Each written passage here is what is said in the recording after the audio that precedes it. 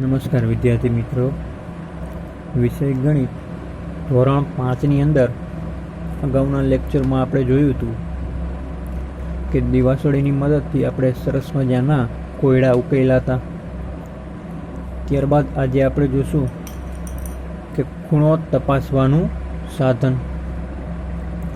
તો પહેલાં તો તમે તમારી કંપાસ બોક્સમાં એક આવું સાધન તમે જોયું હશે.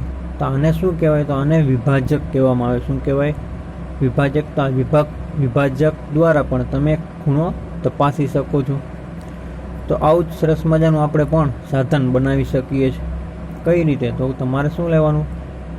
2 કાગળ લેવાના. આ રીતે શું લેવાનું? 2 જાડા પૂઠાના કાગળ લેવાના. પછી શું કરવાનું કે આ કાગળના 2 છેડા ભેગા કરી દેવાના. ધારો કે હું અહીં લઉં કે 2 મેં ધારો કે જાડા પૂઠા લીધા. પછી શું કરવાનું? આ 2ને મારે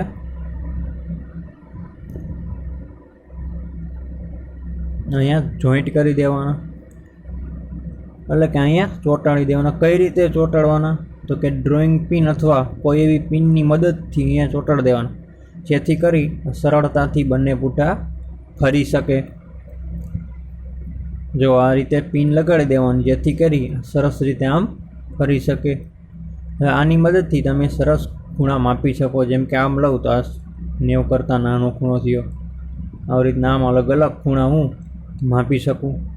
તો આ રીતે તમારે પણ એક સાધન બનાવવાનું. અહીં પિન મારી દેવાની, એટલે શું થઈ શકે? આ એક આમ ફરી શકે. પછી કોઈ તમારે ખૂણો માપો, અહીંયા આમ મારે પુસ્તકનો ખૂણો માપો, આમ માપી લેવાનો કેટલો થયો. આવી રીતના આમ માપતું જવાનું. તો આ રીતે પણ તમે સાધન બનાવી શકો છો. અહીંયા પણ આ છોકરીએ સરસ મજાનું સાધન બનાવી અને જો ખૂણા માપે છે. તો આ રીતે તમે પણ સાધન બનાવીને અલગ અલગ વસ્તુના ખૂણા માપી શકો છો. કેવો આકાર દેખાતો હતો? તો કે અંગ્રેજીના અક્ષર એલ જેવો આકાર તમે જોયું ને કેવો આકાર દેખાતો હતો? તો કે કેવો આકાર દેખાય? એમ જોઈન્ટ કરી દો એટલે અંગ્રેજીના એલ જેવો આકાર સરસ મજાનો દેખાય છે. તો આ કાટકોણને આપણે કેવી રીતના લખી શકીએ? તો કે એલની જેમ આપણે લખી શકીએ. સમજી ગયું? આ એલ જેવો દેખાય એટલે આપણે કઈ રીતે લખી શકીએ? તો કે એલની જેમ આપણે લખી શકીએ. તો હવે તમારે ખૂણો તપાસવાનું સાધન જે આપણે અગાઉ બનાવ્યું ને એલ જેવું, તે તમારે લેવાનું છે. અને શું કરવાનું છે? તો કે તમારા ઘરમાં જે તમારી આજુબાજુ વસ્તુઓ હોય એ માપવાની છે. એટલે કે શું કરવાનું કે જેમાં ખૂણો તપાસવાનું સાધન અક્ષર એલની જેમ ખુલે છે, તો એલની જેમ શું કરે છે? આપણે જોયું કે બારી કઈ રીતના ખુલે? તો કે એલની જેમ ખુલે. એટલે કે બારી હોય તો કેમ ખુલે? તો કે આમ ખુલે, એલની જેમ બારી ખુલે. તો આવી જ રીતે તમે બીજા અલગ અલગ એવા આજુબાજુ તમારી આસપાસ રહેલા કોઈ વસ્તુ હોય તો એનું ચિત્ર તમારે અહીંયા બનાવવાનું છે. કેવું ચિત્ર? કે જે એલની જેમ ખુલે. એટલે ધારો કે કોઈ દરવાજો હોય આમ, તો દરવાજો કઈ રીતે ખુલે? તો કે આવી રીતના આમ એલની જેમ ખુલે. આ દરવાજો હોય ડોર, તો ડોર કઈ રીતે ખુલે? તો કે આમ એલની જેમ ખુલે. તો શું કરવાનું? તમારે અહીંયા એનું ચિત્ર બનાવવાનું. બીજી કોઈ વસ્તુ હોય, ધારો કે ટેબલ હોય, તો ટેબલનો ખૂણો કેવો હોય? આવી રીતના કોઈ ટેબલ આપ્યું, આવી રીતના અહીંયા નીચે પાયા હોય, તો આ ટેબલ કેવું હોય? તો કે અહીંયા કેવો ખૂણો બને? તો કે એલ જેવો ખૂણો બન્યો. ત્યાર પછી કોઈ ખૂણચી આપી, આમ આ ખૂણચી કોઈ આવી રીતના આપી, તો ખૂણચીમાં કેવો ખૂણો બનશે? તો કે એલ જેવો. આપણે કેવો ખૂણો બનાવવાના છે? એલ જેવો. તો આવા તમે પણ અલગ અલગ ઉદાહરણ લઈ શકો છો. ત્યારબાદ જોઈએ મહાવરો. તો મહાવરો શું કહે? જો કે ચિત્રમાં આપેલા ખૂણા જોઈને કોષ્ટક પૂર્ણ કરો. તો અહીંયા તમને ખૂણા આપેલા છે. અહીંયા કાટકોણ. કાટકોણ એટલે કેવો? તો કે 90°. કેટલો થાય કાટકોણ? એટલે 90°. ત્યારબાદ શું કહે કે કાટકોણથી મોટો, એટલે કે 90 કરતાં મોટો. 90થી કેવો થાય છે? મોટો. અને કાટકોણથી નાનો, એટલે 90થી કેવો થશે? નાનો. તો હવે આપણામાં જોઈએ તો પહેલાં કાતર લઈ, તો કાતરમાં કેવો ખૂણો? જોવો તમે કેવો ખૂણો કાતરમાં?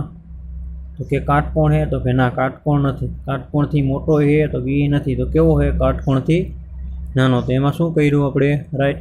ત્યાર પછી જો આપણે હાથ, એટલે કે આ કોઈ માણસ કોણી પાસેથી ખૂણો બનાવે. ક્યાંથી? કોણી પાસેથી ખૂણો બનાવે છે. તો આ કેવો ખૂણો છે? તમે જુઓ, કાટકોણ છે. હવે આ કાટકોણ છે. તો કાટકોણથી મોટોય નથી, નાનોય નથી. કાટકોણ હોય એટલે એનાથી મોટોય ન કહેવાય, નાનોય ન કહેવાય. ત્યાર પછી પતંગ, તો પતંગમાં કેવો આપ્યો છે તમને કાટકોણ. ત્યાર પછી સાણચી લેવી, તો સાણચીને 12નો ખૂણો આપ્યો. જો અહીંયા 12નો ખૂણો આપ્યો છે. તો કેવો હોય આ કાટકોણ છે? તો કે ના, કાટકોણથી મોટો છે. તો કે હા, કાટકોણથી મોટો છે, નાનો નથી. જો અહીં અંદર આપ્યો તો આપને આમ, તો કેવો થાત? તો કાટકોણથી નાનો થાત. ત્યાર પછી જો અહીંયા આપ્યું સ્ટોપ, તો સ્ટોપની અંદર ખૂણો આપ્યો. જુઓ તમે, સ્ટોપની અંદર ખૂણો આપ્યો છે. તો એ કેવો થશે? તો કે કાટકોણથી મોટો થશે, નાનોય નહીં થાય અને કાટકોણ જેટલો નહીં થાય. એનાથી કેવો છે? તો કે મોટો ખૂણો છે.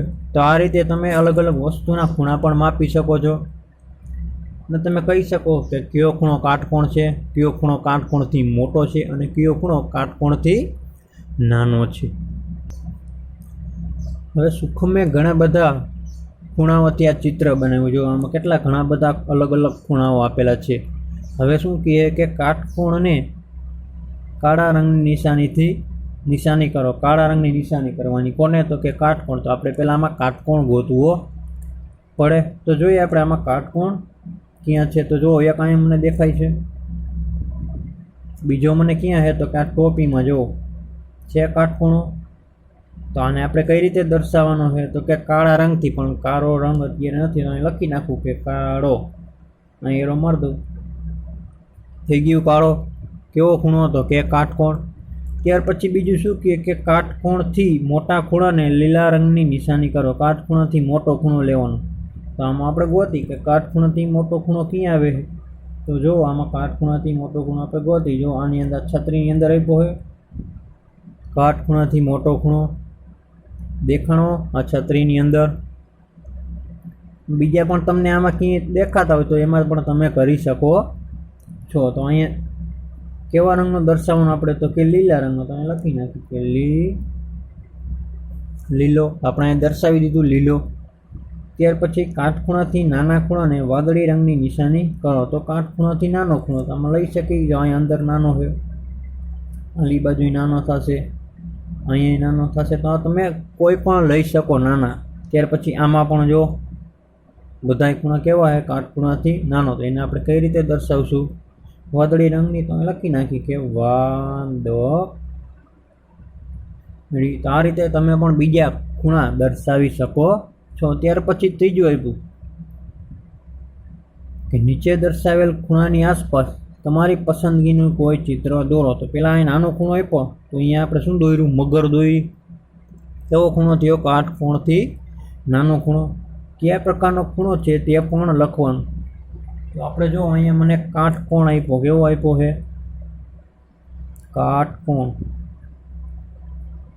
હવે શું કરવાનું? આપણે પસંદગીનું કોઈ ચિત્ર દોરવાનું. તો આ કાટખૂણામાંથી હું મેં શું દોર્યું? એક સરસ મજાનું ટીવી જેવું મેં દોર્યું. શું દોર્યું? તો કે કોઈ ટીવી જેવું મેં દોર્યું, અથવા કંઈક મોબાઈલ લે તો મોબાઈલ જેવું દોર્યું. તો એ કેવો ખૂણો છે? તો કે કાટખૂણો. ત્યાર પછી બીજો આકાર આપ્યો. તો બીજા આકારમાં પણ હું દોરું કંઈક. જો આ મને કેવું લાગે? તો કે ઘર જેવું લાગે. શેના જેવું? ઘર જેવું. તો આ કેવો ખૂણો થયો? તો કે કાટખૂણો. એવો ખૂણો થયો કાટકોણ. અહીંયા છે ને કાટકોણ. તો અમે કેવું દોર્યું? તો કે કંઈક કોઈ ઘર જેવું દોર્યું. ત્યાર પછી આવો આપ્યું. તો આવો આકાર ક્યાં હોય? તો એક સરસ મજાનું આમાંથી શું દોરી શકું? મેં એક સરસ મજાનું લેપટોપ દોર્યું. શું દોર્યું? એક સરસ મજાનું લેપટોપ. તો આ કેવો થયો? તો કે કાટખૂણાથી મોટો ખૂણો. આ લખીએ આપણે કે કાટકોણથી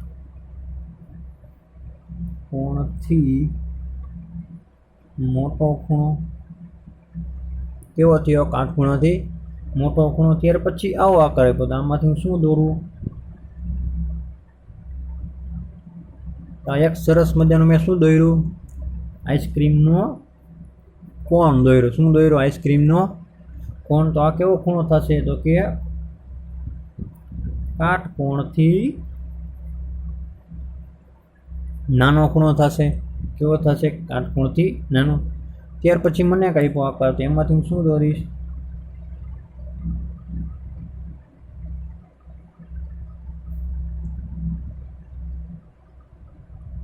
તો મેં શું દોર્યું? એક સરસ મજાની માછલી દોરી. તો આ કેવો ખૂણો થશે?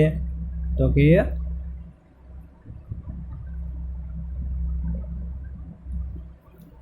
કાટખૂણાથી નાનો ખૂણો. તો આ કેવો થશે? કાટખૂણાથી નાનો ખૂણો. તો આમાં પણ તમે અલગ અલગ વસ્તુ દોરી શકો છો. મેં ટીવી દોર્યું તો તમે બીજું પણ કંઈક દોરી શકો. તો આમાં પણ તમે અલગ અલગ વસ્તુ દોરી શકો છો અને ખૂણાના નામ આપી શકો છો.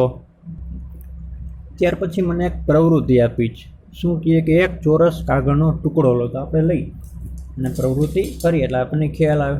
તો જો અમે અહીંયા લીધો ચોરસ કાગળનો ટુકડો લીધો. હવે શું કહે કે તેને અડધો ગળી વારો. એટલે કેટલો વારવાનો? તો હું લઉં આ રીતે. કેટલો ગળી વારવાનો? અડધો ગળી વારવાનો છે. તો આપણે લીધો અડધો. શું કરી નાખ્યો? મેં વાળી દીધો. ત્યાર પછી શું કે તેને ફરીથી અડધો એક વખત ગળી દબાવો. એટલે હજી ફરીથી એકવાર આપણે વાળી દઈએ. જો વાળી દીધું મેં સરસ મજાનું. હવે શું કરી નાખવાનું? તો કે પાછું ખોલી નાખવાનું. તો અહીંયા મને શું મળ્યું હતું? કે લાઈન મારી. તો આપણે પહેલાં એને દર્શાવી દઈએ. અહીંયા મને શું મળ્યું? એક સરસ મજાની લાઈન મળી. હવે શું કહે? જો હવે અડધો ભાગ તમને શું દેખાય? વળેલો દેખાય છે. હવે શું કરવાનું? પાછું આ રીતે ત્રિકોણ વાળવાનું. કઈ રીતે? આ રીતે ત્યાંથી અડધેથી ત્રિકોણ વાળવાનો. જો હજી એકવાર ત્યાંથી વારવાનો, અડધેથી ત્રિકોણ વારવાનો છે. જો મારી નાખ્યું અડધેથી ત્રિકોણ.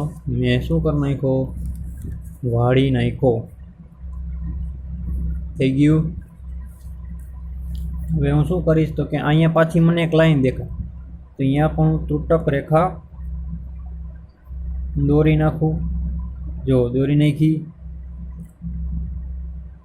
થઈ ગયું. હવે શું કે કાગળ પર તમને કાટકોણ દર્શાવતી રેખાઓ, કાટકોણથી નાનો ખૂણો તેમજ કાટકોણથી મોટો ખૂણો દર્શાવતી રેખા મળશે. જુઓ તો તમને દેખાય એમ. જો પેલો ખૂણો લઉં તો આ કેવો થયો? કાટખૂણો.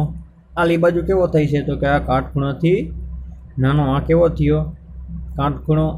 આ કાટખૂણાથી નાનો ખૂણો. ત્યાર પછી આખો લો. અહીંથી લઉં કે અહીંથી આખો ખૂણો લઉં. આવડો કેવડો લીધો? આવડો આખો ખૂણો. તો એ કેવડો ખૂણો થશે? તો કે 90 કરતાં મોટો ખૂણો. તો દેખાણા મને 3 ખૂણા. એવી જ રીતે અહીંયા પણ તમને કહી શકો. અહીંયા કેવો ખૂણો થશે? તો કે નાનો. અહીંયા 90 અંશનો થશે. અહીંયા પણ 90 અંશનો. આ ખૂણે 90 અંશનો અને આ બાજુના ખૂણે પણ 90 અંશનો. તો આમાં તમે અલગ અલગ ખૂણા જોઈ શકો છો. જો અહીંયા 90 અંશનો, અહીંયા 90 અંશથી નાનો. આખો લઉં તો 90 અંશથી મોટો. તો તમને અલગ અલગ પ્રકારના ખૂણા દેખાય છે. તો આ જ રીતે તમે તમારા શરીરમાં પણ ખૂણા બનાવી શકો. કઈ રીતે? તો આવી રીતના આંગળી આપી તો આ બે આંગળી વચ્ચે પણ ખૂણો થાય. આ બે આંગળી વચ્ચે પણ શું થશે? ખૂણો. આ પહેલી ને છેલ્લી વચ્ચે પણ શું બનશે? આમ કરીને ખૂણો બનશે. એવી જ રીતે ક્યાં બનશે? તો કે કાંડા પાસે પણ ખૂણો બને. તો આવી જ રીતે શરીરના અલગ અલગ ભાગમાં, કોણી પાસે, પછી પગમાં ઢીંચણ પાસે, કમર પાસે અલગ અલગ ખૂણા પણ આપણે બનાવી શકીએ છીએ અને પ્રયત્ન કરી શકીએ છીએ. તો આ જ રીતે તમે જ્યારે કસરત કરો છો ત્યારે પણ તમે તમારા શરીરમાં અલગ અલગ ખૂણાઓ બને છે. તો આ થઈ ખૂણાની વાત. ત્યાર પછી નેક્સ્ટ લેક્ચરની અંદર પણ આપણે હજી વિસ્તૃતમાં જોશું કે ખૂણાઓ કઈ રીતે હોય છે અને ક્યાં ક્યાં હજી ખૂણાઓ બને છે. નમસ્તે.